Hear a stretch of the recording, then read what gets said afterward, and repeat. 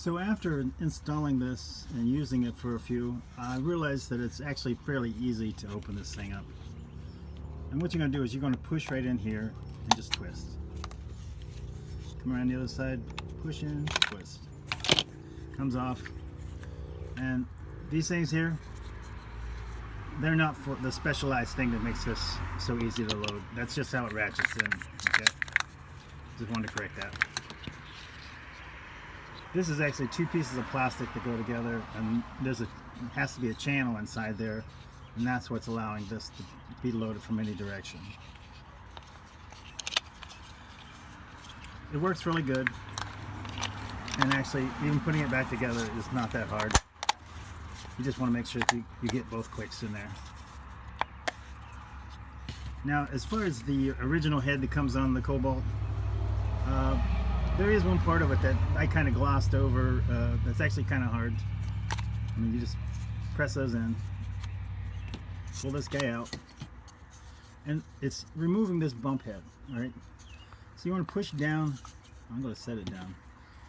Obviously, it's going to be sitting on the motor when you do this. Just push down, turn it about a 1/4 inch. Put your screwdriver underneath and push up. Well, twist up like I did now. And it comes off fairly easy.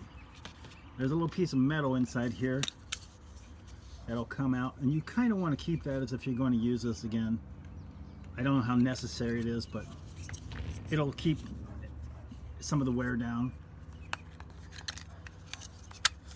You can even see that I used this fair amount before I stopped using it, which was about 3 months.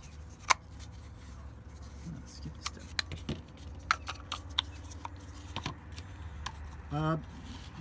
I used this skin. So the EGO head's pretty nice. I used it again today. It worked great. I bumped it several times, and I went back to the titanium force. The cutter doesn't want to work so much. It didn't want to cut so easily on the 105 Titanium X Pro.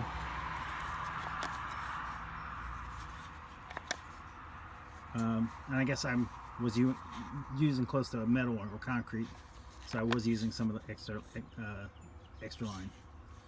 Well, hope this helps anybody that were thinking about it.